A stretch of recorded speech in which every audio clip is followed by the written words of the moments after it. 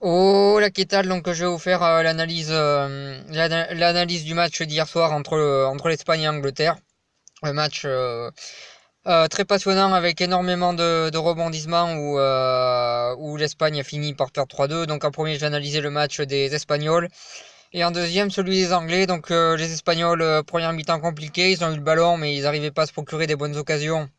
Parce que la défense anglaise était bien en place et parce qu'il n'y avait pas vraiment de vrais mouvements qui puissent les mettre en danger, la défense anglaise. Donc du coup, première mi-temps compliqué en attaque de la part des Espagnols. Au milieu de terrain, c'était compliqué aussi.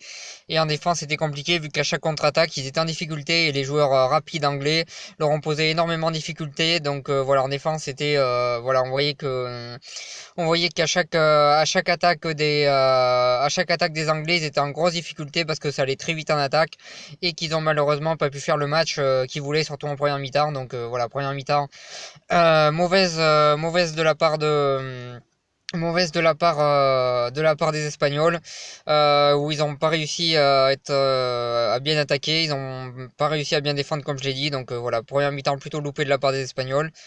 Ensuite, la deuxième était, elle, beaucoup plus réussie. Ils ont réussi à se créer plus d'espace. Ils ont réussi à mieux attaquer. Après, c'est vrai que les Anglais ont énormément reculé en deuxième mi-temps, mais ils ont fait une bien deuxième meilleure mi-temps.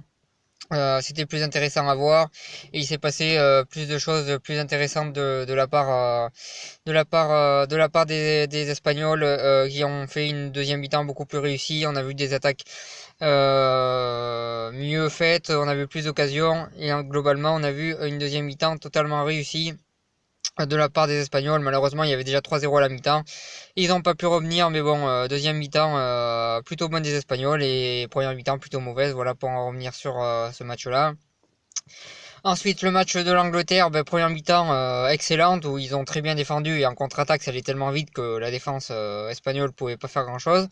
Donc voilà, très très bonne première mi-temps, ils ont bien défendu, ils ont très très bien joué par contre-attaque et voilà, donc très bonne première mi-temps de la part des Anglais, très intéressante. On voit qu'il y a un vrai collectif dans cette équipe anglaise, qu'il y a une équipe qui a l'habitude de jouer ensemble et que ça marche plutôt bien en ce moment. Donc voilà sur ça.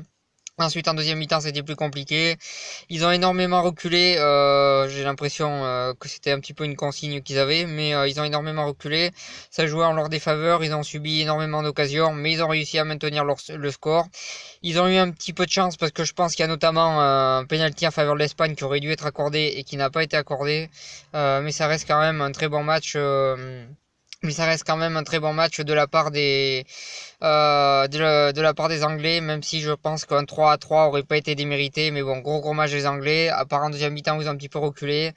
Mais sinon, ils ont fait quand même un bon match. C'était un très bon match à regarder, avec beaucoup de rebondissements. Et je pense que l'Angleterre a pris le dessus, surtout grâce à cette première mi-temps réussie. Donc voilà sur ça, en tout cas la poule est totalement relancée vu que l'Espagne est première avec 6 points et qu'il leur reste un match.